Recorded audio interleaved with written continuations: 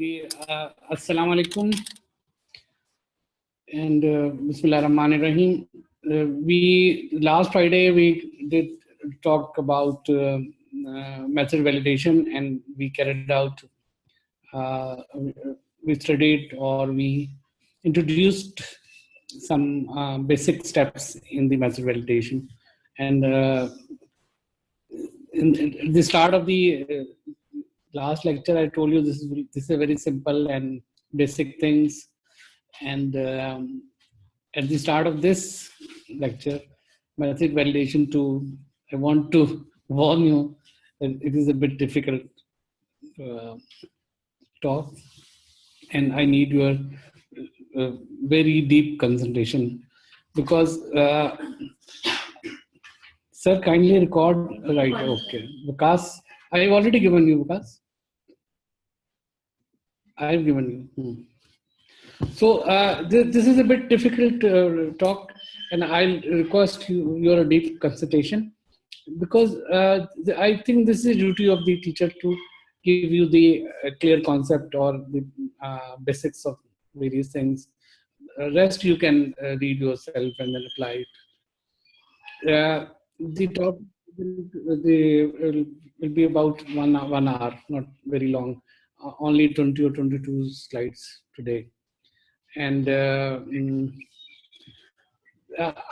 what I will request you, or I want you all at FIP and other places, then we will do this practical in our labs also. Maybe this month or next month, I will tell you how to do it, how to go about it. First, we will discuss what actually it is the final experiment. How do we close or wind up the method validation process? Mostly with the things we studied last. Walaikum Salam Saeed. Last time we studied the things, they were basic and they were preliminary. For example, we studied, I told you something about recovery, and you already know them, interference. They are preliminary experiments for the accuracy. Remember this thing. They are preliminary experiments for the accuracy. Similarly, for precision also, there are some preliminary experiments, such as the within batch analysis, and some are the final. For example, the inter-batch analysis, which is called intermediate precision, and then inter-laboratory analysis, which is called reproducibility. Okay? And repeatability is within batch. So similarly, for accuracy also, we have to carry out a final experiment, and that final experiment ये किसको रह गया? सही को give the right.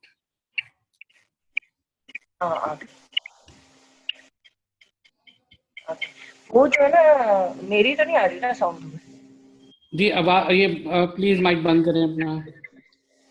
This is the same learning outcome which we had in the last lecture. Now the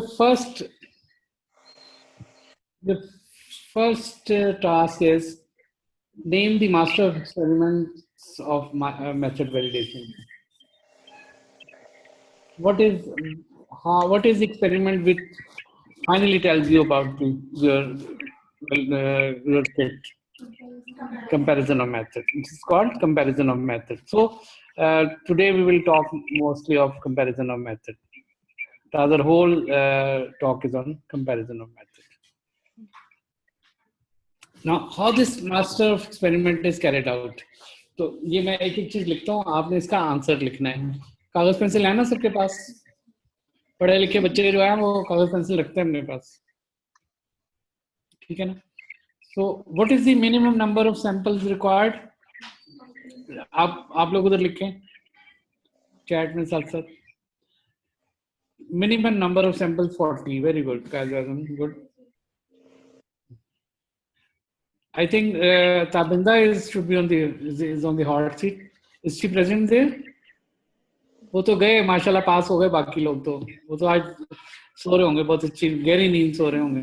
good. अब नई लौट, अब हॉट सीट पे जो हैं वो सत्यन और कबिंदा और कुछ और लोग भी होंगे। माजदा माजदा। Okay. Which types of samples are used, ये बड़ा इंपॉर्टेंट बात है।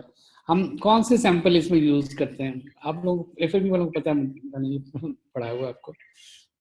आपके लिए जो टॉक्स शुरू होगी ना, थोड़ी देर बाद शुरू होगी, मुझे पता है वो कुछ चीजें आपको समझ नहीं आएंगी। पेशेंट सैंपल, ये बहुत इंपॉर्टेंट बात है कि इसमें हम पेशेंट सैंपल लेते हैं। इसमें कंट्रोल मटेरियल नहीं कहना आपने, इसमें कंट्रोल मटेरियल नहीं। अच्छा, अब चलिए, तो आपको पता है पेशेंट सैंपल लेते हैं, और ये wide range of patient sample लेते हैं, नॉर्मल, हाई, वेरी लो, जो आपकी मेडिकल रेंज है।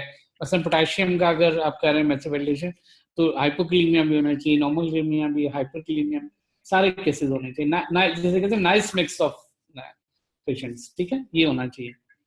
तो इसकी वजह क्या है? इसकी वजह ये कि अब हम बिल्कुल अपनी किट को अच्छी तरह खंगाल रहे हैं। ये ना हो कि वो लो में तो ठीक हो, हाई में ठीक ना हो, या हाई में ठीक है, लो में ठीक ना हो, नॉर्मल में ठीक ना हो।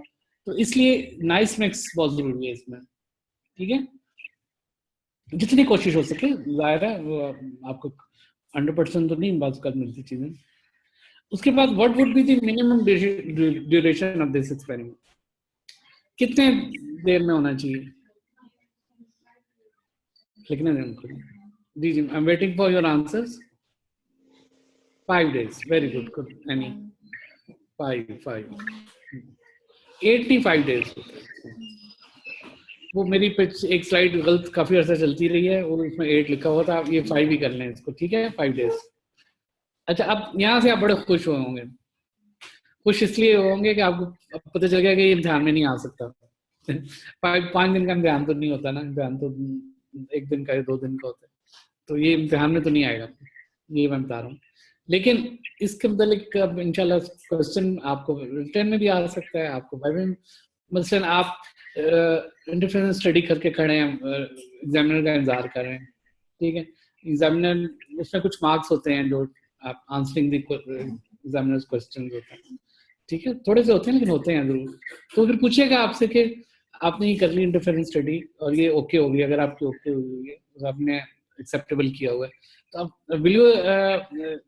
will you declare the kit fit or do something else? तो यहाँ पे आपका फिर ये इस लेक्चर का वाइवा शुरू हो जाएगा, ठीक है। ये मैं आपको पहले से बता रहा हूँ। आपको थ्योरी का क्वेश्चन आ सकता है, आपको टेबल वाइवा भी पूछे जा सकता है, तो बहुत सारी जगह हैं। ये ना सोचें कि अगर इम्तिहान में पूरा एक्सपेरिमेंट नहीं आएगा तो फिर हम नहीं करेंगे। लेकिन जो हमारा प्लान है, इंशाल्लाह हम आपको सारे इंस्टीट्यूट्स में एक ही दिनों में हम कोशिश करेंगे आप लोग करें इसको, सारे उनको सब पूरा एक्सपेरिमेंट करें, फिर उसकी स्टैट एनालिसिस करें। तो जो आज जो मैं कह रहा हूँ ना मुश्किल चीज है थोड़ी सी, वो इसका स्टैट एनालिसिस है, वो हम डिस्कस करेंगे टुडे। अच्छा जी, what is the use of this plot in this experiment? इस प्लॉट का क्या काम है? इस प्लॉट का नाम तो लिखा हुआ है, नाम तो सामने लिखा हुआ है डिफरेंस प्लॉट, लेकिन इसका काम क्या है? और ये मैं बता दूं कि ये किस दरम्यान में प्लॉटिंग होती है। जो कंपैरेटिव मेथड में to detect outliers, very good outliers, to detect outliers. Okay, अच्छा, अब ये प्लॉट किस के दरम्यान बनता है? ये इस प्लॉट की भी 2 टाइप्स हैं। एक टाइप वो होती है जिसमें कंपैरेटिव मेथड से मतलब है जो मेथड एस्टेब्लिश है, जो पहले लैब में चल रहा है, ठीक है, वो कंपैरेटिव मेथड कहलाता है। और इंडेक्स मेथड वो होता है जो आप टेस्ट करने जा रहे हैं। तो इंडेक्स हमेशा वाई एक्सिस पे होता है, और जो कंपैरेटिव है वो एक्स एक्सिस पे होता है।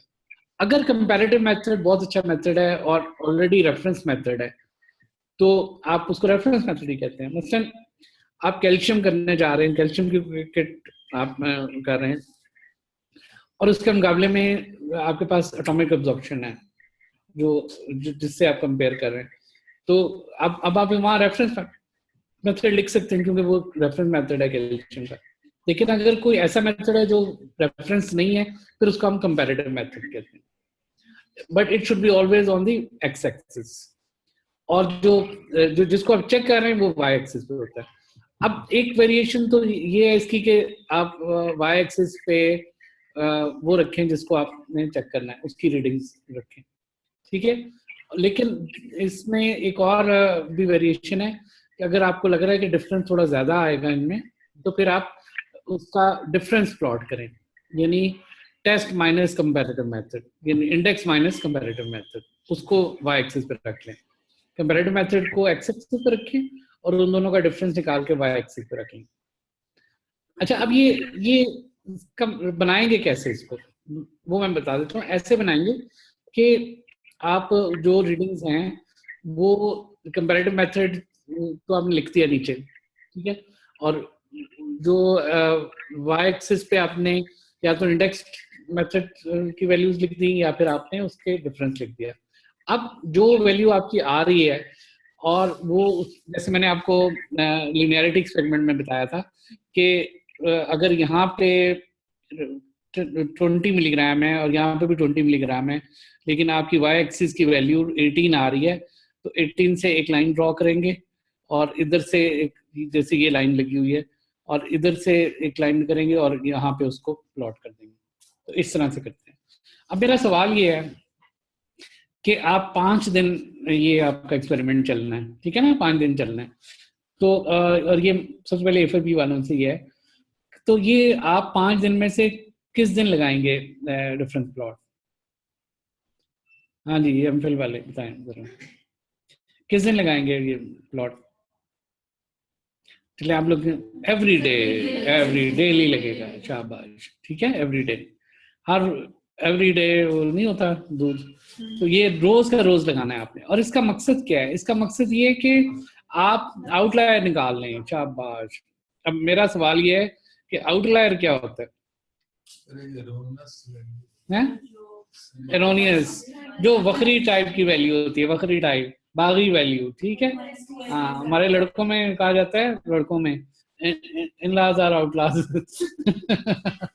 मैं लड़कियों में भी शायद कहता हूँ ठीक है, तो कह नहीं सकते, समझते हैं जरूर लड़के बहुत बदतमीज होते हैं, कह देते हैं तो ये बस जोक इसलिए बीच में कर देता हूँ कि आपको याद रहे ना। तो आउटलायर क्या है? इलाज नहीं है आउटलायर। आउटलायर वो है जो बाकियों से अलग आ रहा है, बिल्कुल उसकी डिफरेंट किस्म की वो है। जैसे ये आप सामने आप देखें, इसमें आउटलायर वो ऊपर एक पड़ रही हुई वैल्यू, ये वाली वैल्यू जो ना, ये आउटलायर है। अब इसका मकसद क्या है? इसका मकसद ये है कि आपने कम से कम 40 लगानी है, कम से कम 40 है, आप 50 लगा सकते हैं, 55, 40 से ऊपर जितनी मर्जी लगाएं।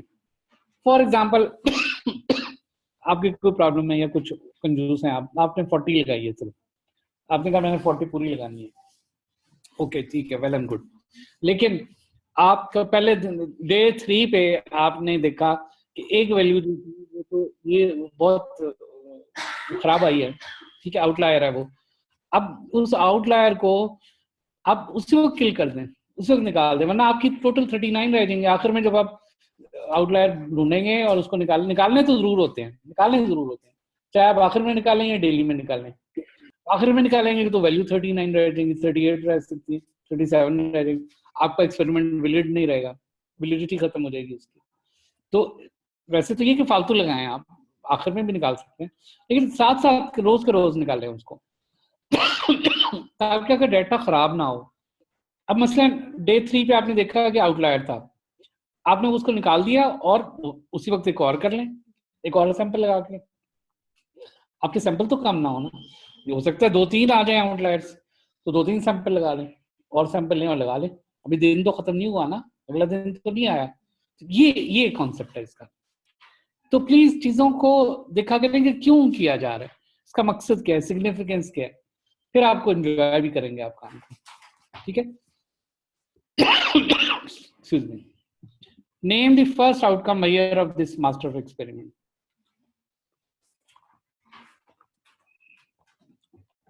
अब आपने एक्सपेरिमेंट 40 दिन पूरे हो गए, मैं दोबारा बताता हूँ।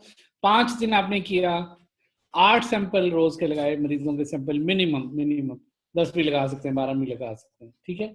5 दिन से 6 दिन भी कर सकते हैं। आपने किया और आपने पूरा कर लिया, पूरे आपके 40, 42, 45 सैंपल हो गए।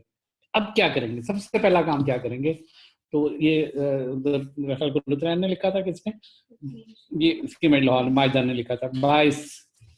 तो सबसे पहले आप 22 लगाएं, निकालेंगे उसका, ठीक है। 22, एक तो 22 वो होता है जो अंग्रेजी का होता है, ठीक है, कि टीचर्स सब बड़े 22 हैं, एग्जामिनर बड़े 22 थे, जो फेल कर दिया, ठीक है। एक तो वो 22 अंग्रेजी वाला है। एक हमारे स्टैट में या इसमें मेथड वैलिडेशन में जो 22 है वो बड़ा सिंपल है, वेरी वेरी सिंपल।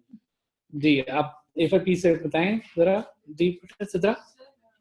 22 जो डिफरेंस होता है, डिफरेंस होता है, दो वैल्यू जो है ना, सिंपल ये है, आप x वो वैल्यू है जो कंपैरेटिव मेथड ने निकाली है, x वैल्यू कौन सी है जो कंपैरेटिव मेथड, y वैल्यू जो है जो आपके इंडेक्स या टेस्ट मेथड ने निकाली है, ठीक है।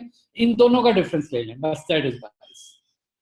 ये बहुत जरूरी है बायस का concept, difference between the two methods, जो वैल्यूज दोनों में आती हैं। अब इसमें प्लस माइनस के चक्कर में ना पड़े, हो सकता है y की वैल्यू ज्यादा हो सकता है x की वैल्यू ज्यादा हो, लेकिन इसमें ट्रेडिशनली y माइनस एक्स होता है, ये याद रखिए, ट्रेडिशनली y माइनस एक्स होता है। तो अगर y की वैल्यू ज्यादा आ रही है तो वो नेगेटिव पॉजिटिव में होगी, अगर x की वैल्यू ज्यादा आ रही है तो नेगेटिव में होगी, तो उससे कोई फर्क नहीं पड़ता, ठीक है। नेगेटिव y भी हो सकता है, पॉजिटिव y, लेकिन ये नोटेशंस ज़हन में जरूर रखें आप, ये भी काम आएंगे, ठीक है। तो ये simple y minus x is 22, ठीक है, भूलेगा तो नहीं। y माइनस, y क्या है जो आपका इंडेक्स टेस्ट है, और x क्या है जो आपका कंपैरेटिव टेस्ट है, ठीक है। हाँ, यहाँ से जो है ना हमारी परवाज थोड़ी सी नामवार होगी, अल्लाह रहम करे बस।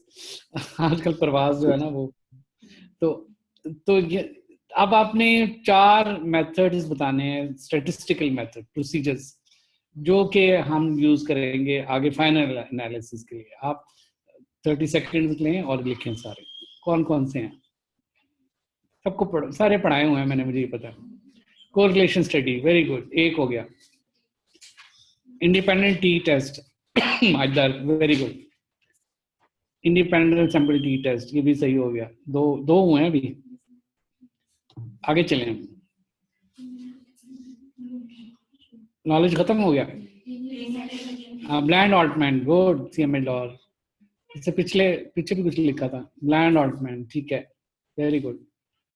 लीनियर रिग्रेशन भी आ गया, ठीक है, गुड, वेरी गुड, आता है जी आपको सारा, ठीक है। Correlation study, independent sample T test, linear regression and Bland Altman plot. अब ये जो है ना, अब आप कहेंगे जी स्टैट कहाँ से आ गई, स्टैट क्यों पढ़ा रहे हैं सर, ये तो हमारे कोर्स में नहीं है। ये बहुत ज्यादा आपके कोर्स में है, और ये सारी चीजें आपकी टेक्स्ट बुक से लिए, किसी और आर्टिकल किसी और जगह से नहीं है, आपकी टेक्स्ट बुक, डीड्स का प्लान सब में ये मौजूद है। तो जब आपकी टेक्स्ट बुक में है तो वो यू मस्ट नो इट, ठीक है। और आप इसको एंजॉय करेंगे, आप जब आप इसको प्रैक्टिकली करेंगे ना, फिर आप सबसे ज्यादा एंजॉय करेंगे।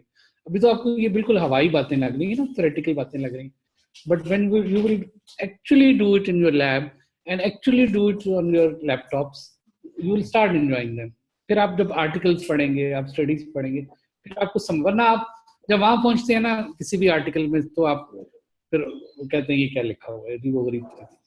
तो आप इंशाल्लाह आपकी बहुत अच्छी और उनको सारी चीजें समझ आएंगी। तो इसको हम थोड़ा थोड़ा सा पढ़ेंगे कि इनका क्या मकसद है और इसको कैसे हमने यूज करना है। अच्छा, इनको डिस्कस करने से पहले सबसे पहले मैं आपसे ये पूछना चाहता हूँ कि जब आपके पास कोई भी डाटा आ जाता है, सेट ऑफ डाटा आ जाता है, तो उस सेट ऑफ डाटा का पहला क्वेश्चन क्या होता है उस डाटा के मतलब जो आपने आंसर करना होता है? ये तो है, तो क्वांटिटेटिव ही है ना बेटा, क्वालिटेटिव तो नहीं, हमारा तो क्वांटिटेटिव ही होता है।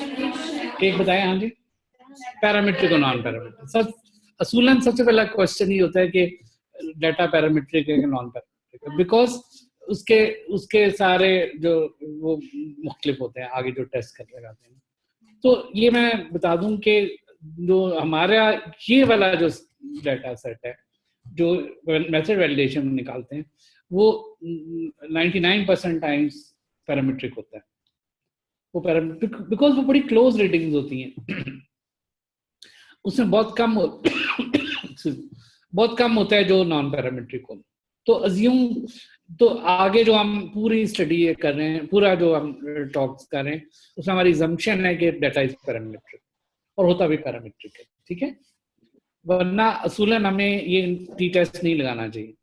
अगर ये नॉन पैरामीट्रिक होता तो हम टी टेस्ट नहीं लगा सकते, फिर हमें विलकॉक्स या उस तरह का टेस्ट, ठीक है।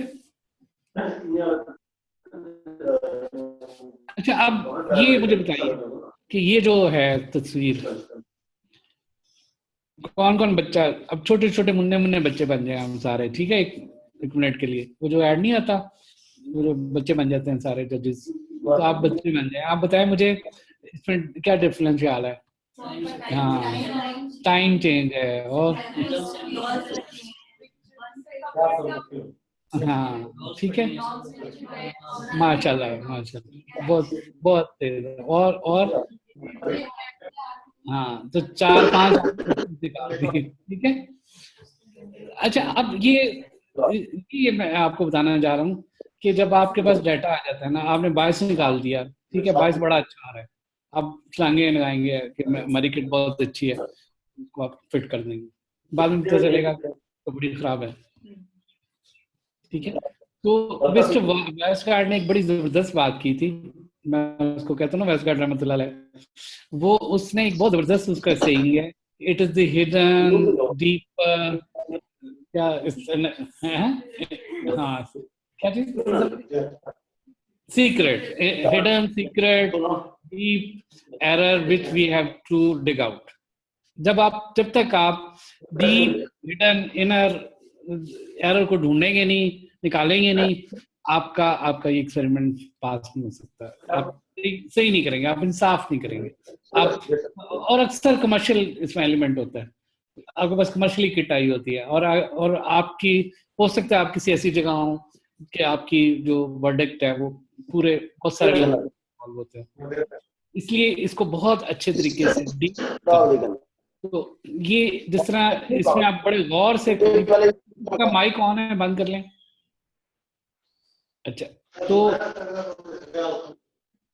ये डॉक्टर सादिक प्लीज माइक बंद कर लें आप, तो अब माशाल्लाह ये डॉक्टर सादिक का बड़ा यूनिक ऑनर है कि डबल एफसीपीएस हो गए हैं माशाल्लाह, FCPS medicine and FCPS chemical pathology, बहुत ही जबरदस्त कॉम्बिनेशन है। बहुत मुबारक, मैं मुबारक देना भूल गया, सारे पांचों लोगों को मुबारक हो, बहुत बहुत।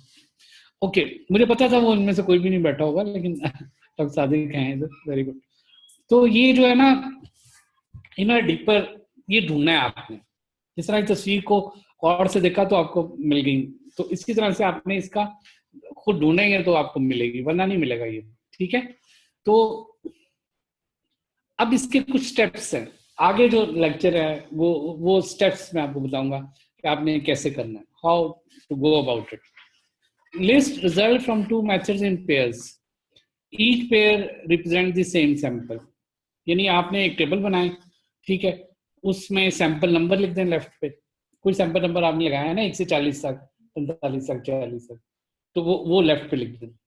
और in the second column you write the result of the x and in third result of y, या सेकंड में y लिख दें, तो क्योंकि आपने y माइनस x करना है, तो सेकंड में y की वैल्यूज लिख दें और थर्ड में x की वैल्यू लिख दें, और in fourth column you right the bias, उनके दोनों का डिफरेंस लिख दें, ठीक है। बड़ा खूबसूरत आपका एक टेबल बन जाएगा कि सबसे पहले नंबर, सैंपल नंबर, उसके बाद आप उसकी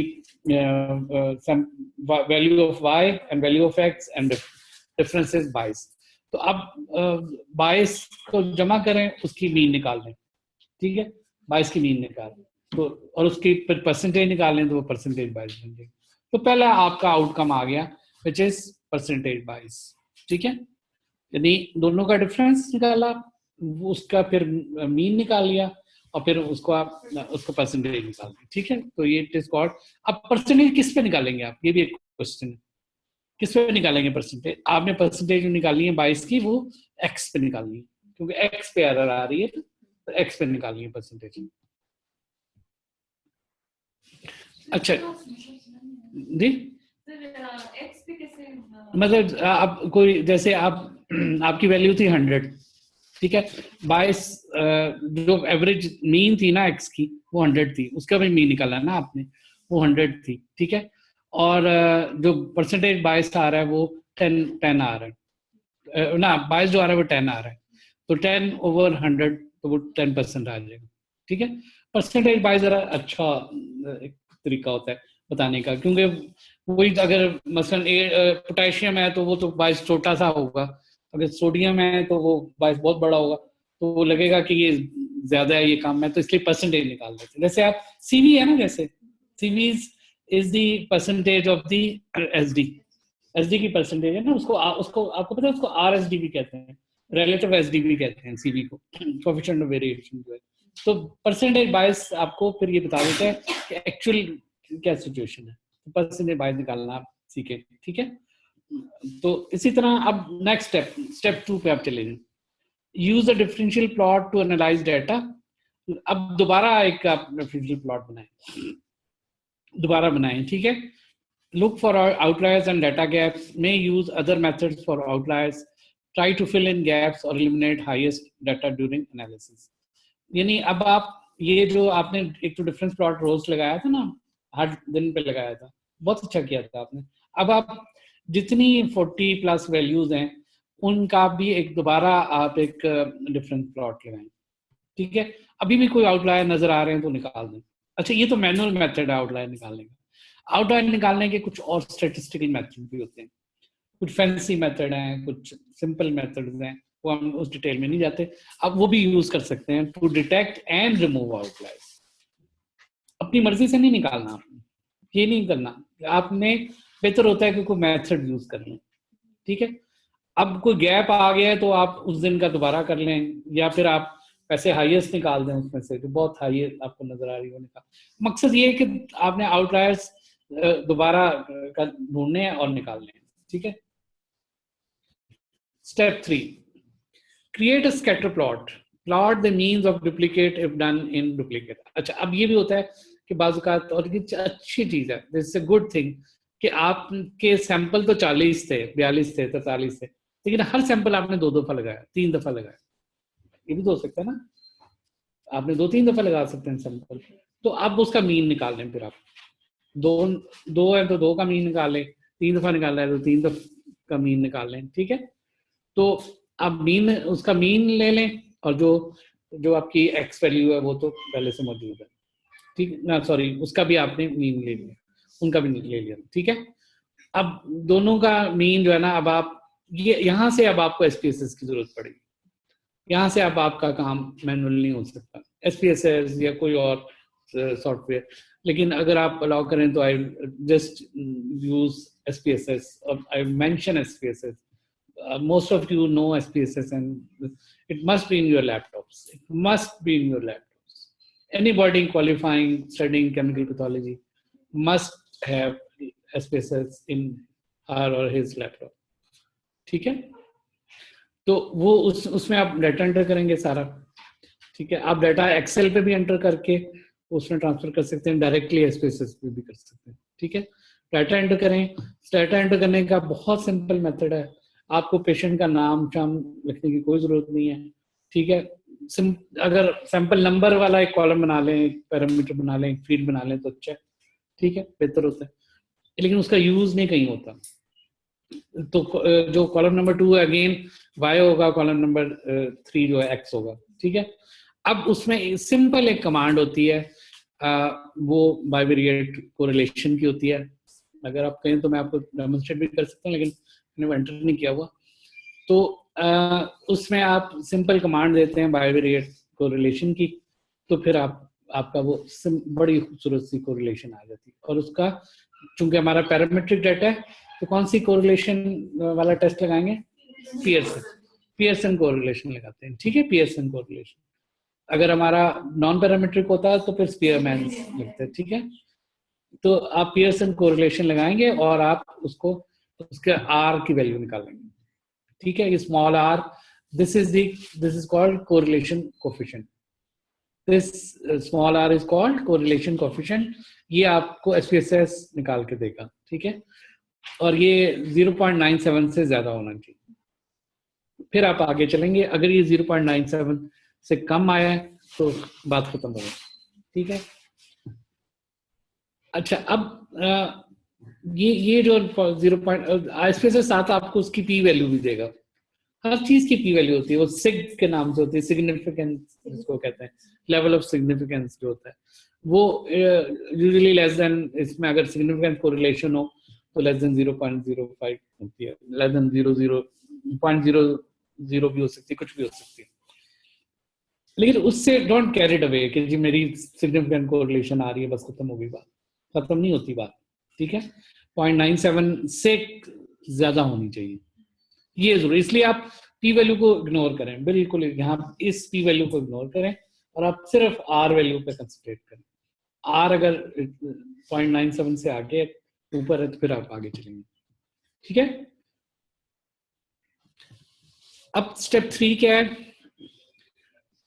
ये स्टेप 3 कंटिन्यू है, आर वैल्यू, ठीक है। R is a statistical term. It indicates the extent of linear relationship between the methods. Ideally R should be 1, ठीक है। R can range from +1 to -1, ठीक है। अगर नेगेटिव कोरिलेशन हो ना, मतलब एक वैल्यू बढ़ रही हो, ये मेथड वैलिडेशन में नहीं ऐसा कभी होता, कभी भी नहीं होता, नेगेटिव कोरिलेशन कभी नहीं होता, हमेशा पॉजिटिव होता है। ये तो आपको बताने के लिए कि कहीं और आप इस्तेमाल कर रहे हैं। मसलन आप देख रहे हैं कि क्रिएटिनिन जब बढ़ती है तो हीमोग्लोबिन कम होती है, और वो कोरिलेट कर रहा है आपस में, जितनी क्रिएटिनिन बढ़ती है उतनी हीमोग्लोबिन कम होती है। तो ये रिलेशनशिप जो है ना, ये सिग्निफिकेंट हो सकता है कोरिलेशन, ठीक है। लेकिन ये नेगेटिव है, ये नेगेटिव है। इसमें जब भी आर की वैल्यू आएगी वो नेगेटिव आएगी, क्योंकि एक चीज बढ़ रही है तो दूसरी कम हो रही है, क्रिएटिनिन बढ़ रही है तो हीमोग्लोबिन कम हो रही है, तो ये नेगेटिव कोरिलेशन है इसमें। तो इसको आप यहाँ पे नहीं होगा, लेकिन तो इसलिए इसको +1 to -1 हो सकती है आइडियल जो है ना, और जितना 1 के करीब होगी उतनी अच्छी है। और हमारी बहुत सख्ती है, पॉजिटिव टर्म 0.97 से ज्यादा होना चाहिए। आमतौर पे दूसरे जो आप अपने रिसर्च प्रोजेक्ट करते हैं, कहीं और पे करते हैं, तो कभी भी नहीं इतनी अच्छी आती, बहुत कम आती है, ठीक है। लेकिन इसमें हमें 0.97 चाहिए। सो आर कैसे इन्फ्लुएंस होती है? R is influence by range of values, यानी जितनी रेंज ज्यादा होगी ठीक है। लेस देन आर में indicate that the range of data is too limited. आमतौर पे जो आर कम आती है उसकी वजह ये होती है कि हमारा डाटा कम होता है, एन कम होता है, या उसकी रेंज नहीं अच्छी होती, सारी करीब करीब होती है। R is influence by random error only. ये प्रॉब्लम है कि आर जो है ना आपको रैंडम एरर ज्यादा बताती है, ठीक है। ये नई चीज शायद आपको पता चली कि आर हम इसलिए लगाते हैं कि इसमें कोई रैंडम एरर से मतलब ये कि फॉर एग्जांपल 15 वैल्यूज जो है ना उसमें तो डिफरेंस बहुत क्लोज है, 16वीं वैल्यू में एकदम जरा ज्यादा हो गया, वो रैंडम एरर होगी इसमें। चेक तो हम एक्यूरेसी कर रहे हैं, इसमें सिस्टमेटिक एरर कर रहे हैं, लेकिन इसकी रैंडम एरर ये है कि एकदम जो वैल्यू है ना, एक वैल्यू को बिल्कुल थोड़ी सी फर्क से आ जाए, इतनी फर्क ना है कि वो आउटलायर हो, लेकिन उनसे थोड़ी सी फर्क आ जाए, ठीक है। सिस्टमेटिक एरर नहीं पता चलती इससे, ठीक है। ये इसका problem. R is only used to assess linear relationship between methods. Methods accuracy should not be based on R. ये सिर्फ उसका एक एस्पेक्ट चेक करती है। क्या लिखा जी? नहीं, ठीक है, हाँ, अच्छा। तो R वैल्यू जो है ना वो सिर्फ एक एस्पेक्ट, रैंडम एरर, आपके डाटा के अंदर हिडन जो रैंडम एरर है उसको ढूंढने के लिए है। और दूसरा ये अच्छा उस वक्त आता है कि जब आपका नाइस मिक्स हो, जितना नाइस मिक्स होगा उतनी ये अच्छी आर की वैल्यू आएगी, ज्यादा आएगी। अब आप स्टेप 4 पे चले जाएं। स्टेप 4 में आप उस पर सैंपल टी टेस्ट लगाते हैं, इंडिपेंडेंट सैंपल टी, ठीक है। ये भी सिंपल SPSS में मौजूद है। आप वो उसमें ऊपर जाके एनालाइज में जाते हैं और उसमें टी टेस्ट लगाते हैं, ठीक है। और अगर ये पी वैल्यू कम हो तो फिर आप क्या करते हैं, और पी वैल्यू मैंने सॉरी नीचे लिख ही दिया, पी वैल्यू ज्यादा हो तो क्या करते हैं, ठीक है। लेकिन ये बड़ी इंपॉर्टेंट बात है, समझने वाली बात है, ठीक है, कि पी वैल्यू आम हमारे रिसर्च प्रोजेक्ट्स में जब पी वैल्यू कम आती है तो इसका मतलब होता है कि द डिफरेंस इज सिग्निफिकेंट, और हम बड़े खुश होते हैं, हम कहते हैं जी बहुत अच्छे सिग्निफिकेंट रिजल्ट आए, ठीक है। तो यहाँ पे हमें खुश हो सकते होना है जब पी वैल्यू नॉन सिग्निफिकेंट है, ठीक है, अगर आपको किसी को पी वैल्यू का कॉन्सेप्ट नहीं है, टाइम आज है मेरे पास, तो मुझे आप लिखें जरा कि प्लीज रिपीट करें कि पी वैल्यू क्या होती है और नल हाइपोथेसिस क्या होता है, क्योंकि आपको थोड़ा सा नल हाइपोथेसिस बताना पड़ेगा, फिर आपको समझ आएगी। तो आप, I am waiting for you to tell me. आप बताएंगे तो मैं बताता हूं, वरना हम आगे चलते हैं। सबको नल हाइपोथेसिस का कॉन्सेप्ट है कि नल हाइपोथेसिस क्या होती है? आप में से सबको है? अच्छा, गुड, ठीक है। तो ये यहाँ पे बस मैं इतना बता दूं कि जो नल हाइपोथेसिस है इसको अप्रूव करना है। अगर नल हाइपोथेसिस अप्रूव होगा तो हम आगे चलेंगे, ठीक है। नल हाइपोथेसिस ये होता है कि इस डाटा में कोई डिफरेंस नहीं है, there is no difference between the two data except this much 5%, ठीक है। सिर्फ 5% डिफरेंस है दोनों डाटा में, इससे ज्यादा डिफरेंस नहीं है। This is null hypothesis. और हम आमतौर पे जब हम कर रहे होते हैं अपनी रिसर्च, तो we wait for the null hypothesis to be rejected.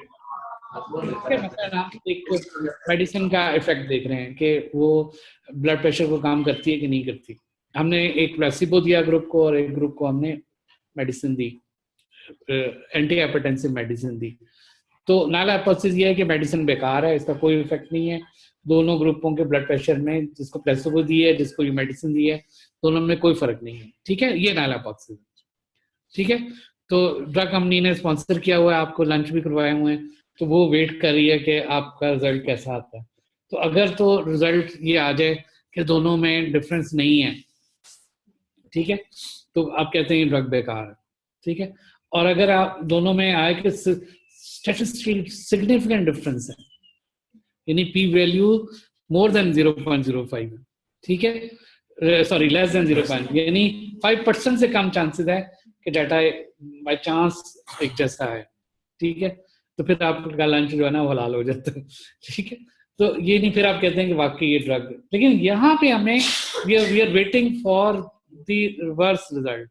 We हम उसको खुश होंगे, या खुश होंगे मतलब ये कि हम आगे चलेंगे कि जब हमें ये पता चले कि दोनों में डिफरेंस नहीं है, यानी p value is greater than 0.05, null hypothesis true है, the difference between there is hardly any difference between the two sets of data, ये ठीक है।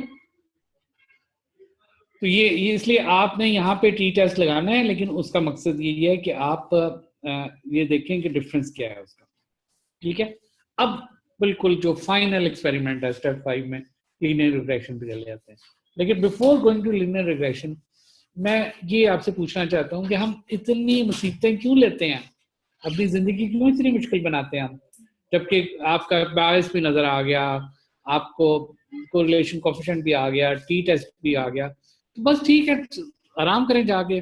अपनी और हमारी जिंदगी क्यों मुश्किल बनाई हुई है, ठीक है। क्यों लीनियर रिग्रेशन पे गए? वैसे तो ये बहुत अच्छी जबरदस्त चीज है लीनियर रिग्रेशन, लेकिन मकसद क्या है, क्यों जाते हैं हम इसमें? तो हिडन डीपर स्मॉल ठीक है, नहीं वो तो ठीक है, हिडन डीपर है, तो हिडन डीपर उससे क्यों नहीं पकड़ी जा सकती? एक मुझे एग्जांपल दें, और मैंने दी हुई है आपको, बताई हुई है, कोई एग्जांपल दें कि उसमें एरर मौजूद होती है और आपका टी टेस्ट भी नहीं पकड़ता, कोरिलेशन तो वैसे भी उस मकसद के लिए नहीं, आपका सिंपल परसेंटेज बायस भी उसको नहीं पकड़ता। एक एग्जांपल है इसकी, बड़ी जबरदस्त एग्जांपल है, और वो उससे आपको बिल्कुल क्लियर हो जाएगा कि क्यों हम ये करते हैं। जी, एनीबॉडी?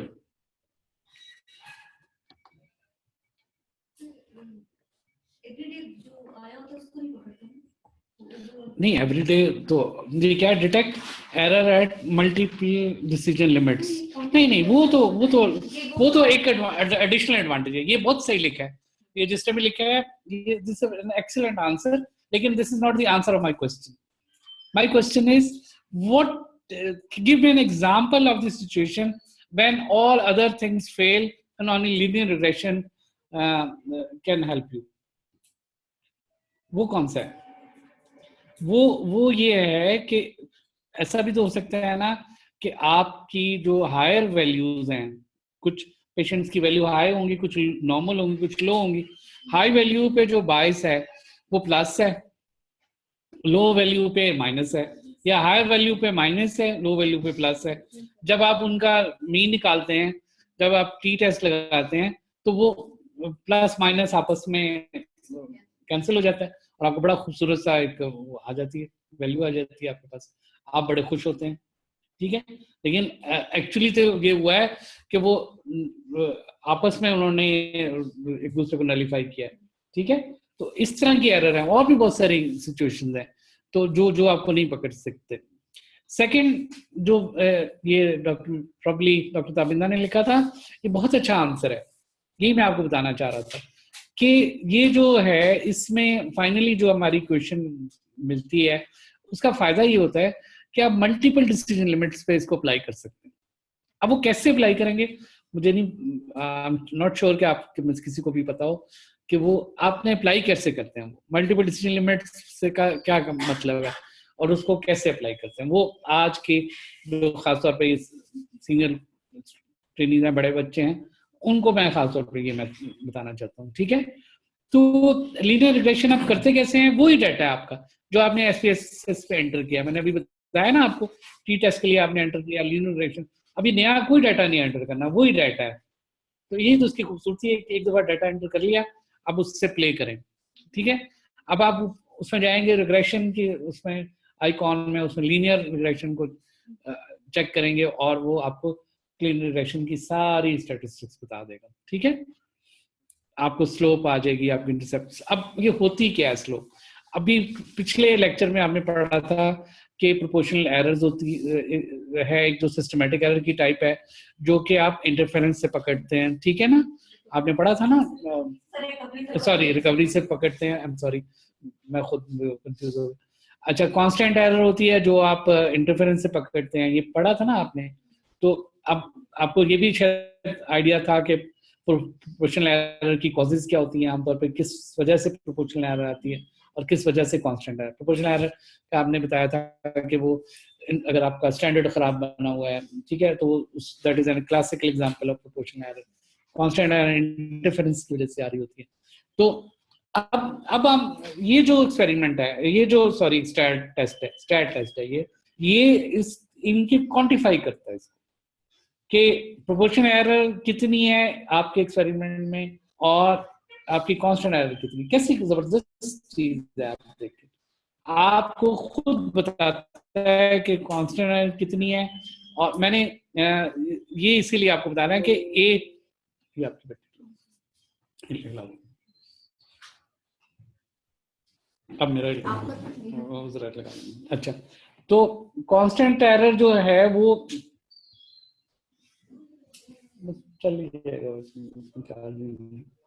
तो जो कांस्टेंट एरर है वो कितनी है और प्रोपोर्शनल एरर कितनी है। अच्छा हाँ, मैं ये बता रहा था कि प्रोपोर्शनल एरर को स्लोप कहते हैं, इस लीनियर रिग्रेशन में प्रोपोर्शनल एरर को स्लोप कहते हैं और वो ए से डिनोट होती है, ए से।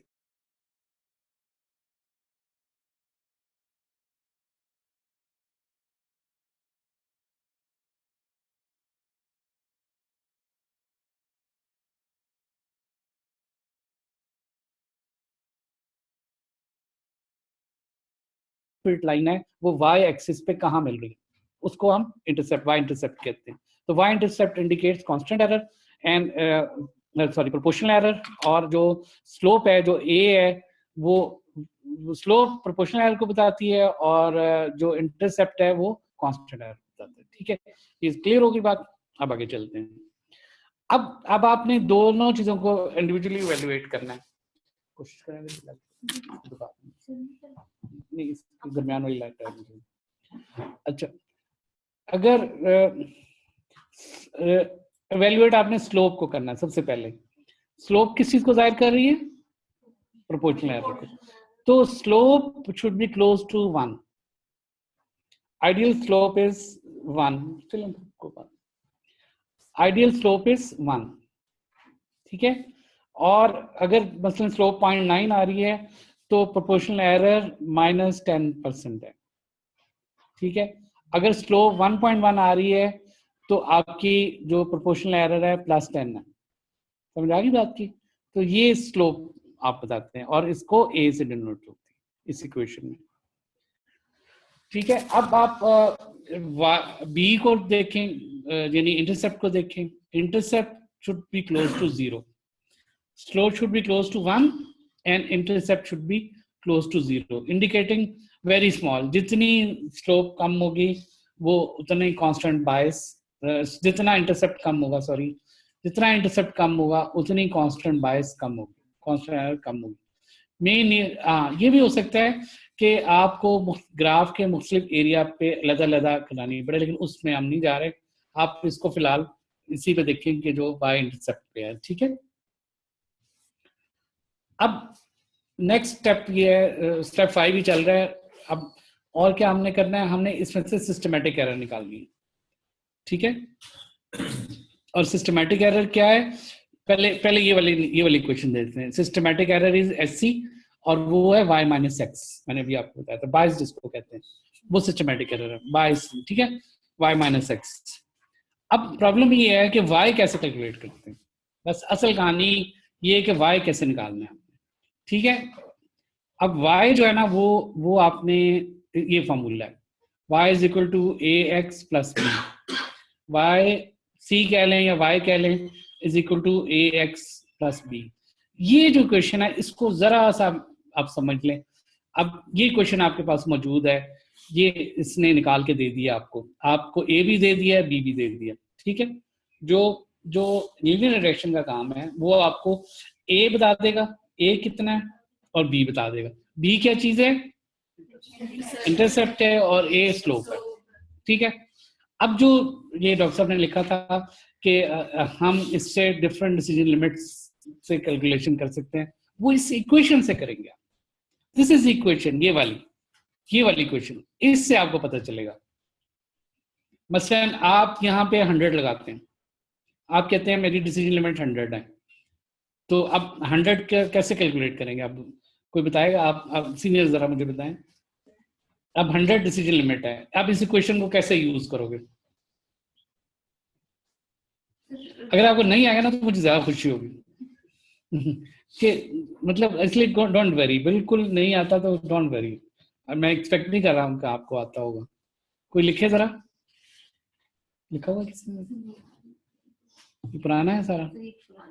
अच्छा, अब ये तो हो गया कि डिसीजन लिमिट्स पे आप यूज कर सकते हैं। अब कैसे यूज करेंगे, ये क्वेश्चन है। अब यूज कैसे करेंगे, कहाँ पे इसको क्या चीज लगाएंगे? चलें सुन लें जरा, यहाँ पे जरा मुझे बहुत ज्यादा आपकी अटेंशन, तो प्लीज सारे वापस आ जाएं। जो इस्लामाबाद वाले कराची गए हुए, कराची वाले लाहौर गए हुए, सारे आ जाएं वापस। ठीक है, तो ये वाई जो है ना, मैंने क्या बताया था, वाई वो वैल्यू है जो आपने निकालनी है, वो निकालनी है। अब आपने एक्सपेरिमेंट कर लिया हुआ है, सारा एक्सपेरिमेंट कर लिया। ठीक है, अब ए और बी की वैल्यू आपके पास मौजूद है। ठीक है, अब एक्स की जगह आप डिसीजन लिमिट लगाएंगे। ठीक है, एक्स की जगह 100 लिखेंगे तो आपको पता चल जाएगा कि ए और बी की वैल्यू मौजूद है आपके पास, वो उसने लीनियर रिएक्शन निकाल के दी हुई है आपको। तो आप एक्स की वैल्यू आप निकालेंगे, लगाएंगे इस पे 100 into a plus b. 100 into क्या होगा, ए क्या चीज है, slope, 100 into slope plus intercept, y intercept, तो वो वाई की वैल्यू आ जाएगी। आपको ये पता चल जाएगा, पूरे एक्सपेरिमेंट का जिस्ट निकल आएगा कि 100 वैल्यू पे वाई कितना आता है। यानी 100 जो एक्चुअल लिमिट है, जो वैल्यू है, वो वाई 97 आता है, 98 आता है, 101 आता है, 105 आता है, 110 आता है, और उस फिर y माइनस एक्स करके आप उसकी सिस्टमैटिक एरर निकालेंगे, और जितनी वो छोटी होगी उतना वो अच्छा है। समझ आ गई बात की? अब इसमें आपकी दूसरी ग्लूकोज है फॉर एग्जांपल, मुझे जरा 3-4 बताएं कौन सी डिसीजन लिमिट्स आप इंटरेस्टेड होंगे ग्लूकोज में? 126 पे इंटरेस्टेड होंगे, 126, क्योंकि वो एक डिसीजन लिमिट है 7.0 मिलीमोल, जहां से आप कहते हैं डायबिटिक है या नहीं है। 100 है जहां से आप कहते हैं नॉर्मल है या नहीं है। 180 है जहां से आप वो 2 आवर्स OGTT में लेते हैं। 50 है जिससे आप हाइपोग्लाइसेमिक। तो 4-5 आपकी डिसीजन लिमिट्स हैं ग्लूकोज में। अब हर एक को पुट करें उसमें, एक्सपेरिमेंट आपने कर लिया है, ए बी आ चुका है आपके पास, अब आप एक्स की जगह पे वो वैल्यू लगाएं और वाई निकाल लें उसको, फिर वाई माइनस एक्स कर लेंगे तो उसकी सिस्टमेटिक एरर आ जाएगी। समझ आ गई बात की? मुझे बताए, किसी को नहीं समझ आई तो मुझे अभी बता दे, गुनाहगार ना करे, ठीक है? चलिए, अच्छा, अब उसके बाद एक ब्लांड ऑल्टमैन प्लॉट है, ये ऑप्शनल है, ये इसका फायदा ये होता है कि आपको ये बताता है कि ज्यादातर एरर्स आपकी प्लस साइड पे या माइनस साइड पे, बस, ठीक है? यानी वो जो आपका डिफरेंस आ रहा होता है ना y माइनस एक्स, उसका प्लॉटिंग है, उसकी प्लॉटिंग है, y माइनस एक्स की प्लॉटिंग होती है, ठीक है? और ये मैनुअल है, ये एक्चुअल आप ग्राफिक एनालिसिस है basically. Bland Altman is a graphic analysis. मैं ज्यादा डिटेल में नहीं आपको बताया, उसके लिए छोटा सा क्लिप है, मूवी क्लिप है, वो मैं ड्रॉपबॉक्स में कोशिश करूंगा डाल दूं आपको, तो वो आप खुद देखिएगा, बड़ा सिंपल सा प्रोसीजर है, और वो आपको बताता है कि आपकी वैल्यूज जो आ रही हैं, जो डिफरेंस आ रहा है, जो y माइनस एक्स का डिफरेंस है, वो मीन उसका एक मीन निकाल लेगा, वो y माइनस एक्स का मीन निकाल लेगा, डिफरेंस का मीन, और उसको प्लॉट करेगा कि वो मीन के ऊपर है या नीचे है। तो आपको एक जनरल आइडिया हो जाता है कि आपका जो फीलिंग है वो प्लस की साइड पे या माइनस की साइड पे। ये ब्लॉन्ड, कोई इसमें SPSS डायरेक्टली नहीं निकाल सकता, उसका कोई ड्रॉप लिस्ट नहीं है इसके। ऐसा नहीं है कि एक कमांड दें तो ब्लैंड ऑल्टमैन आ जाता है, वो आपको थोड़ी सी डिफरेंट कमांड दे के खुद जनरेट करना पड़ता है उसको, ठीक है? इसमें ये है कि मीन एसडी निकालते हैं पहले, फिर पियर्सन कोरिलेशन भी इसमें उसका वो तो आपने निकाला ही हुआ है, फिर एक टेस्ट लगाते हैं इसमें, उसको कहते हैं वन सैंपल टी टेस्ट, और फिर उसका प्लॉट निकालते हैं। अब ये चलिए मैं आपको बता देता हूँ वन सैंपल टी टेस्ट क्या होता है, को बताएगा वन सैंपल टी टेस्ट क्या होता है? जो आपने पहले पढ़ा था, जो स्टेप 3-4 में पढ़ा था, वो इंडिपेंडेंट सैंपल टी टेस्ट था, वो 2 सैंपल थे, दो थी।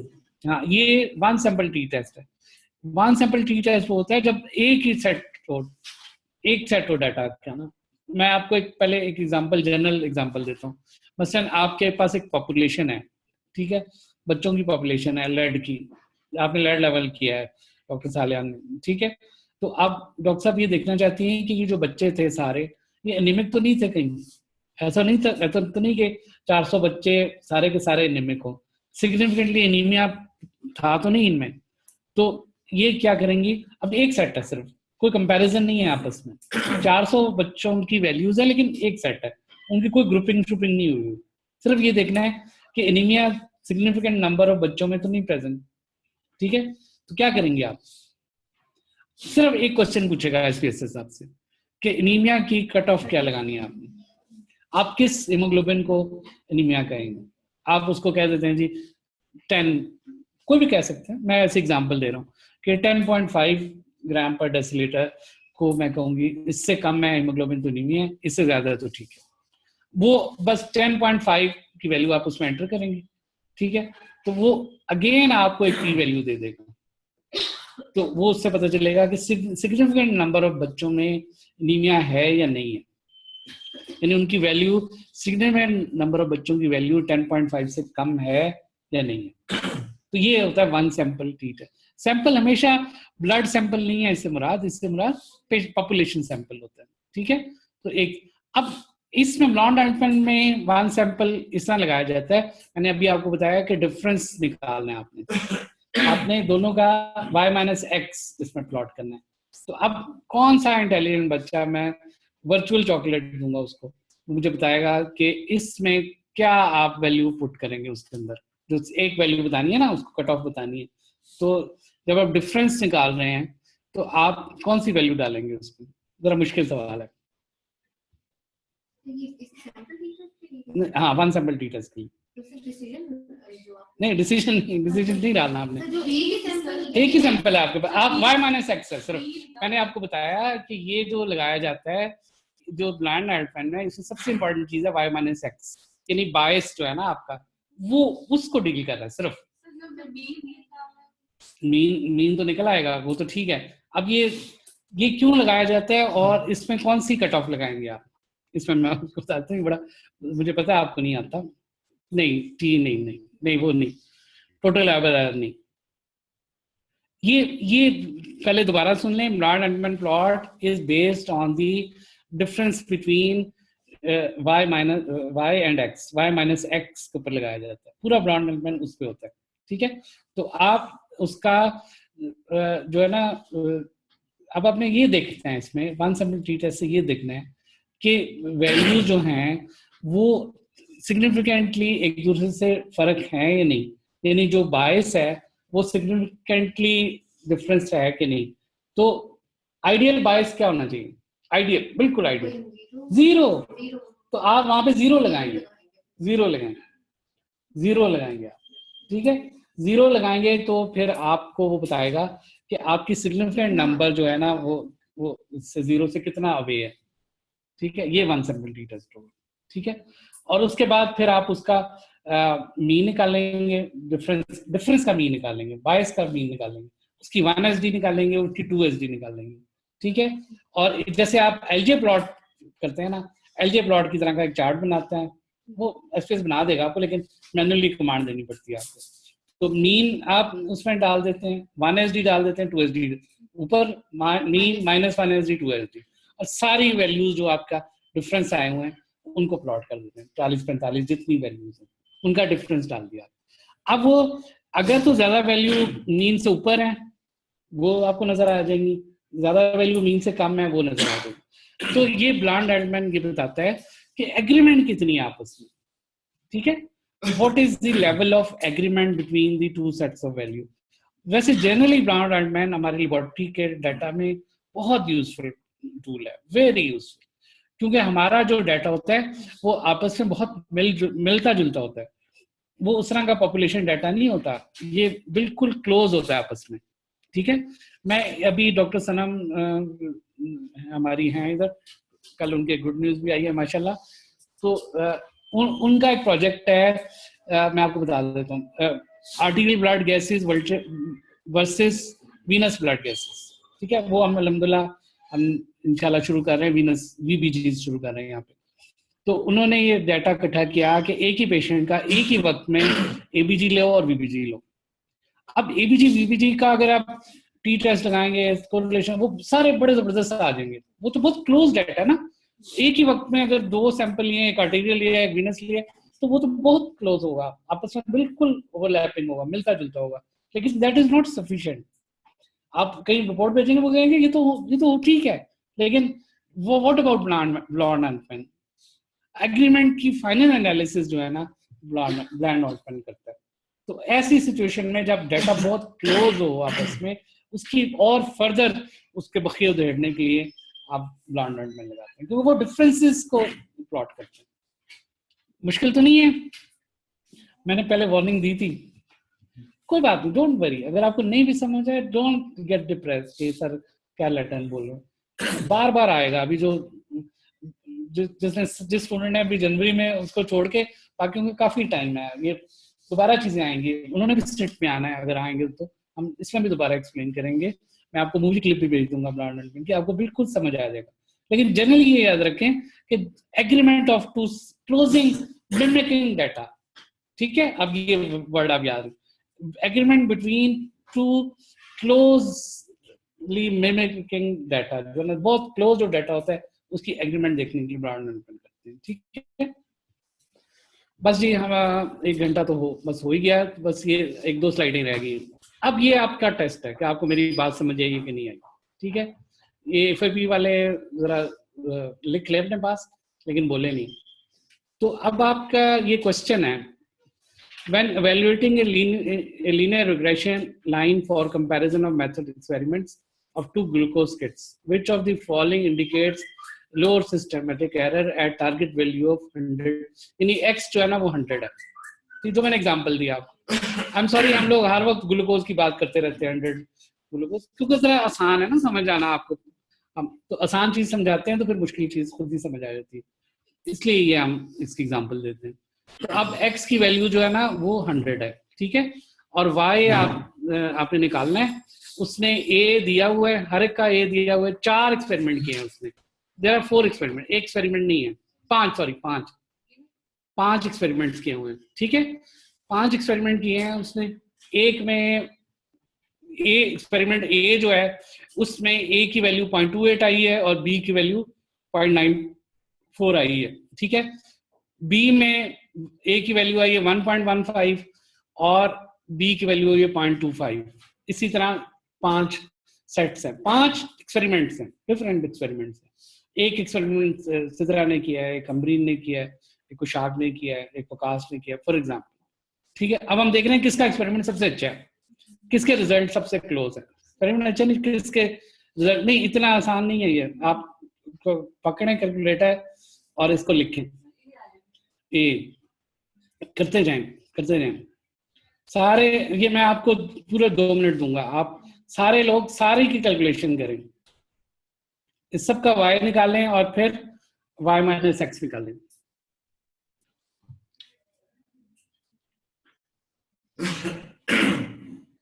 सिंपल है ना, आपने 0.28 को x से ज़रब दिया और उसमें फिर 0.94 जमा कर लिया। इसमें लिखें भी, और मेरे पास है थोड़ा टाइम, कोई बात नहीं, आप लिखें भी और कैलकुलेट करें और लिखें।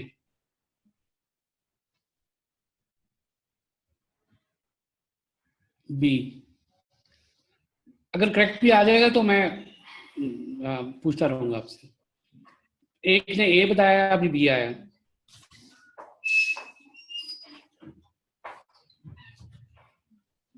बी, अच्छा जी, देखते हैं आगे। ई, बड़े वेरिड आंसर आ रहे हैं माशाल्लाह, ये बहुत अच्छी बात है।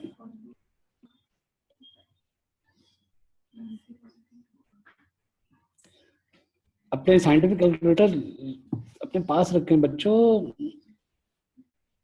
इंतजार में क्या करोगे।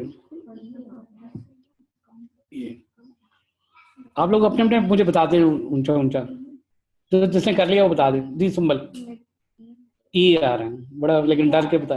ई इधर से भी ई आया है। और जी FIP पे यकीन ना करना, ये मिसगाइड भी कर देंगे आप। बी उमर यार कौन है भाई, जरा उमर यार अपना नाम तो लिखें। ई काजल वालों ने चेंज कर लिया, पहले तो बी का था, ए का था पहले। उमर यार कौन है भाई, शर्मा क्यों नहीं जी, जल्दी जल्दी बताएं इधर से क्या है।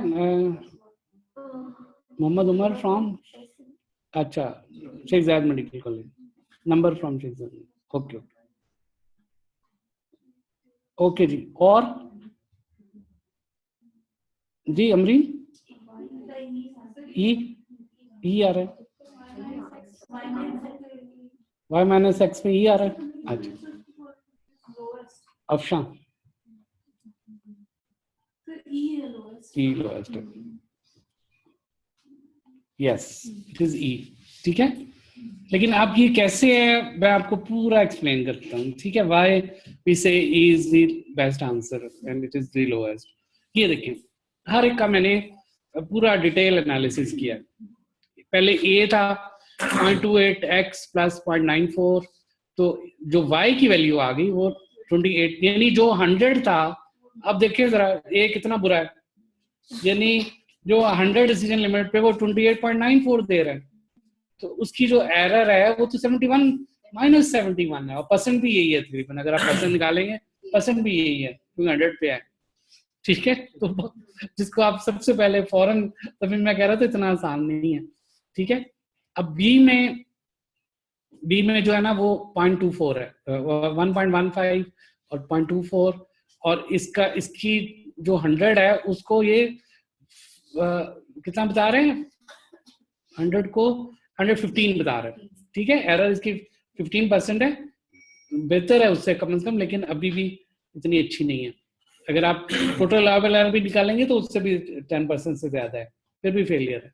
सी में देखें, सी बड़ा मिसलीडिंग है, मेरा ख्याल था आप सी पे जाएंगे, क्योंकि सी में जो बी है ना वो बहुत कम है. रिमेंबर बी, जो बी है वो it should be close to 0.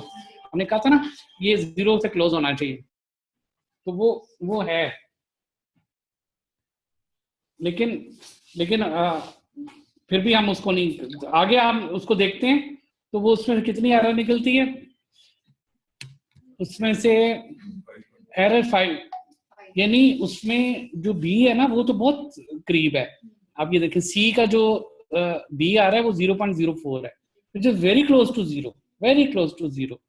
ठीक है, लेकिन फिर भी इसकी एरर, अगर आप टी टोटल लेवल एरर में देखें तो ये पास है, 5% एरर है इसकी. ठीक है, लेकिन अदरवाइज अभी हम कंपटीशन जारी है, अभी पार्टी खत्म नहीं हुई. ठीक है, अच्छा ये जो है 0.34x + 1, ये 35 तो बहुत बुरा है, -65 आ गया. ठीक है, और ई में, अब ई को देखें जरा, 0.99. असल में इसको जो एडवांटेज मिला ना, इसका स्लोप बहुत अच्छा है, 0.99, वेरी क्लोज टू 1. ठीक है, आल्दो बी जो था वो काफी दूर है, लेकिन इसकी वजह से जब इसका हमने निकाला फाइनल तो ये बहुत ही अच्छी एरर है, 0.003, यानी 3% एरर है सर. अब समझ आ गई आपको बिल्कुल क्लियरली? किसी को ना समझ आई हो तो बताए. सो दिस इज, अब ये जो एग्जांपल थी इसमें हमने सिर्फ एक डिसीजन लिमिट यूज की, 100 वाली यूज की, एक्स की वैल्यू एक ही रखी सब जगह. लेकिन आप इसको, अब आपके पास ये डेटा आ गया, अब आप हाइपोग्लाइसीमिया में भी अपनी किट को कर सकते हैं, आप 126 पे भी कर सकते हैं, 180 पे भी कर सकते हैं, 200 पे भी कर सकते हैं, जिस मर्जी वैल्यू. ये सबसे बड़ा एडवांटेज है, ये बहुत बड़ा एडवांटेज है लीनियर रिग्रेशन का, कि आप मल्टीपल डिसीजन लिमिट्स पे इसको वैल्यूएट कर सकते हैं. आपको सिर्फ ए और बी की वैल्यू चाहिए होती है, वो आपको एसपीएस से बता देते हैं. अच्छा, उसके बाद एक छोटी सी चीज और है जिसको कहते हैं ट्रांसफरेंस ऑफ रेफरेंस वैल्यूज. ठीक है, अब आपने अक्सर देखा होगा, इसकी बैकग्राउंड ये है कि आप जब किट आती है, आपके पास नई किट आती है, तो आपको मैन्युफैक्चरर कहता है कि हमने 50 लोग लिए और हमने उसकी रेफरेंस वैल्यूज निकाल ली, और साथ लिखा होता है आप अपनी अलग निकाल लें. ठीक है, लेकिन हमने ये निकाली है इसकी रेफरेंस वैल्यूज ना, ग्लूकोज है या कोई भी चीज है. ठीक है, तो वो रेफरेंस वैल्यू, अब जो एनिग्मा ये है, पजल ये है कि हम वो एक्सेप्ट करें कि ना करें. ना करें, अपनी निकालें. बिल्कुल, ये बहुत अच्छा आंसर है डॉक्टर सालिया का, बेहतर है कि अपनी निकालें. लेकिन अगर आप नहीं निकाल सकते, जल्दी यूज करना है, तो क्योंकि अगर आप अपनी निकालेंगे तो मिनिमम 120 आपको एन चाहिए, मिनिमम 120 चाहिए. और अगर उसमें भी सर्टिफिकेशन करनी है, मेल फीमेल ज़्यादा करना है तो 240 चाहिए आपको. ठीक है, तो ए ग्रुप करना है तो और ज्यादा चाहिए, तो वो जरा थोड़ा सा मुश्किल हो जाता है. तो एक शॉर्टकट है इसका, और ये मैंने नहीं बनाया, तो मतलब सब मिला के मैंने खुद बनाया हो. ये भी वेस्ट गार्ड की तरफ से भी है, और भी इसकी अथॉरिटीज हैं. तो अब आपने इसको जो वेरीफाई करते हैं, इसको कहते हैं वेरिफिकेशन. ट्रांसफरेंस एक मुश्किल लफ्ज है, सिंपली वेरिफिकेशन ऑफ क्लेम है. ठीक है, जैसे मैंने कहा था ना मेथड वेरिफिकेशन भी आप करते हैं, तो ये मेथड वेरिफिकेशन एक्चुअली, ये जो पार्ट है ना, ये मेथड वेरिफिकेशन हो रही है. Should be verified bye running at least 20 samples. 20, आप इस तरह करें कि 20 लोग ले लें, 20 हेल्दी लोग ले लेंगे. आप हाथ खड़े करें जो कहते हैं हाँ 20 हेल्दी लोग मिल जाएंगे. हमें नहीं मिलेंगे, 20 में नहीं मिलेंगे. हेल्दी का लफ्ज यूज ना करें. ठीक है, वैसे कर भी लेते हैं लोग, लेकिन आइडियली हेल्दी का जो होता है वो सोशल और वो साइकोलॉजिकल, हर चीज फ्री हो, वो बहुत मुश्किल है मिलना. तो अगर आप फॉर एग्जांपल आप ग्लूकोज कर रहे हैं तो नॉन डायबिटिक ले लें, जिनका कोई प्रॉब्लम नहीं, सब ठीक है. ठीक है, ज्यादा वो ना लें, एजेड लोग ना लें, दरमियानी एज के लोग लें. अगर आप ALT का कर रहे हैं तो लिवर डिजीज रूल आउट करें अच्छी तरह से. ठीक है, तो डिजीज फ्री लोग ले लें, 20 लोग ले लें जो डिजीज फ्री है, उनका आप वो टेस्ट कर लें. ठीक है, 3 दफा करके उसकी मीन निकाल लें. 1 दफा कर लें, 3 दफा कर लें, लेकिन एक वैल्यू चाहिए हमें सिर्फ. तो वो जो वैल्यू है, 20 लोगों की आपने वैल्यू निकाल ली. ठीक है, अब आपने ये देखना है कि 20 में से कितने लोगों की वैल्यू उस रेफरेंस रेंज के अंदर आती है जो मैन्युफैक्चरर ने बताया. बस सिंपल सी बात। अगर तो 20 में से 16 की वैल्यूज उसके अंदर आती हैं तो फिर ये क्या हो गया? नहीं, फिर आपको अपनी निकालनी पड़ेगी, ठीक है। अगर 18 की आ गई तो फिर ठीक है, फिर आप एक्सेप्ट कर लें। 19 की आ गई एक्सेप्ट कर लें, 20 की आ गई तो बिल्कुल ही, 17 आएगी तो फिर एक्सेप्ट नहीं करना। तो दो वैल्यूज एटलीस्ट, दो या दो से कम वैल्यूज उसके बाहर होनी चाहिए, बाकी सारी वैल्यूज उसके अंदर होनी चाहिए, ये प्रिंसिपल। लेकिन इसके और भी कुछ हैं, मसलन ये तो आ रही हैं, ठीक है, आपकी 19 वैल्यू उसके अंदर आ गई, लेकिन आपने उसको यूज जो करना है थोड़े से डिफरेंट पर्सपेक्टिव में करना है, ठीक है। उस किट को आपने डिफरेंट, मसलन आपने बच्चों में करना है, आप न्यूनेटल हाइपोग्लाइसीमिया करना चाहते हैं, ठीक है, वो रेफरेंस रेंज जो निकाली हुई एडल्ट्स की है, then don't use that reference values, you determine your own, ठीक है। तो ये भी इसमें साथ वो शामिल है। तो उसके बाद नेक्स्ट स्टेप ये है कि आप 120 तो ना लें, आप 40 to 60 ले लें, ठीक है। वो कब लें? used if the manufacturer range is not adequate or if the use of the test not conform exactly। अभी जस्ट जो मैंने एग्जांपल दिया बच्चों वाली, कि बच्चों में हाइपोग्लाइसीमिया में करना चाह रहे हैं, लेकिन वो जो उसने दिया है वो एडल्ट्स में दिया है, और वो उसमें दिया है जो हाइपोग्लाइसीमिया के लिए होता है, तो उसमें आप शॉर्टकट ले लें, 40 to 60 बच्चे लेके उनकी निकाल लें, ठीक है। अगर बहुत ज्यादा फर्क आ रहा है, ठीक है, यू आर द बेस्ट जज, आप देख रहे हैं कि बहुत ज्यादा फर्क है, तो अब ये जो एग्जांपल बच्चों वाली हाइपोग्लाइस, इसमें भी आप बेहतर तो है कि 120 से ज्यादा सैंपल लें और निकाल, लेकिन नहीं मिल रहा है तो कम से कम 40 तो लेना, 40 to 60 बच्चे लेके उनमें निकाल। तो ये इसको कहते हैं वैलिडेशन या transference of reference values. Thank you very much, बहुत शुक्रिया आप लोगों के, 1 घंटे रहे, तो 1-2 मिनट हैं, आप मुझे बताइए कोई क्वेश्चन आपका, एनी क्वेश्चन?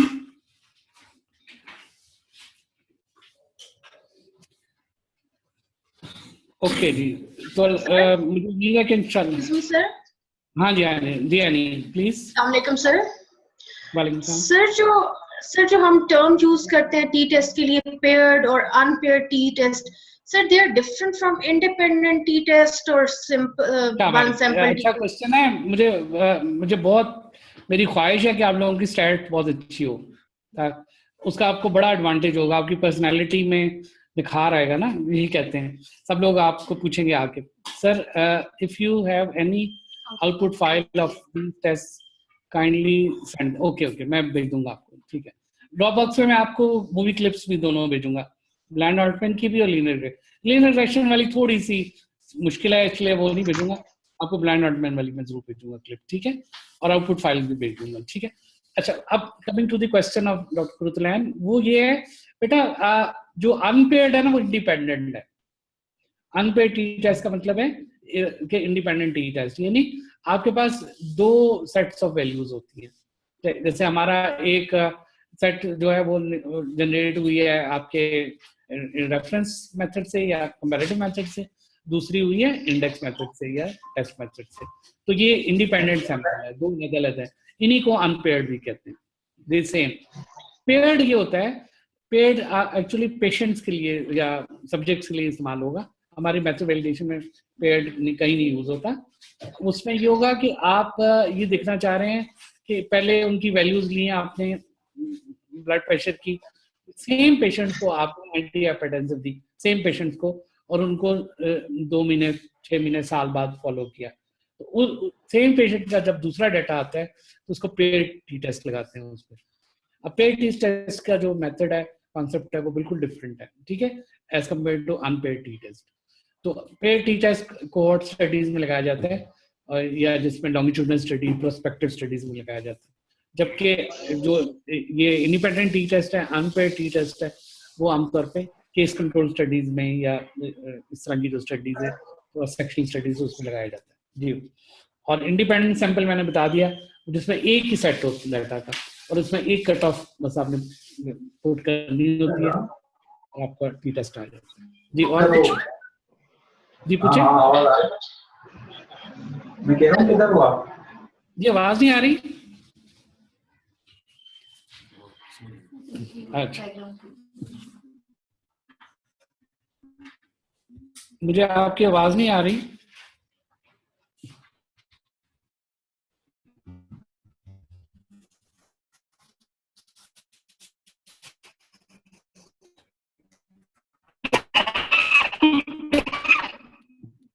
ये और कोई क्वेश्चन? ओके, मैं चला फिर। नेक्स्ट वेडनेसडे भी not, I am going to Karachi for a workshop, तो नॉट बी अवेलेबल। तो और किसी मैंने फैसिलिटेटर्स से कहा था, लेकिन कोई फैसिलिटेटर्स आएंगे और लोगों के लेक्चर्स होंगे, आप खान से भी होंगे, इधर से भी, लेकिन इस महीने आपको फिलहाल मुझे ही बर्दाश्त करना पड़ेगा, ठीक है? तो नेक्स्ट फ्राइडे हम करेंगे, और टॉपिक मैंने आपको भेजा हुआ है। तो नाउ इट विल बी, अगर मैं जूम पे लिखना भूल भी जाऊँ ना, अक्सर वेडनेसडे को सुबह सुबह बहुत से लोग बेचारे वो चेक इन करके उसमें इंतजार कर रहे होते, मुझे ईमेल आ जाती है जो ही कोई पार्टिसिपेंट आता है मीटिंग में कोड डाल के, तो मुझे फौरन ईमेल आ जाती है। तो मुझे बड़ा अफसोस होता है कि वो बेचारे पता नहीं उनको याद नहीं रहा या कुछ, तो मैं लिख भी नहीं सका उस पर, एग्जाम में इतने हम बिजी थे। तो वेडनेसडे को नहीं होगा नेक्स्ट, ठीक है? और नेक्स्ट फ्राइडे को ही होगा। थैंक यू, खुदा हाफिज, मे अल्लाह ब्लेस यू ऑल। सर वो एक प्रॉब्लम था सर, तुमने एएलपी की रेंजेस चेंज की है ना?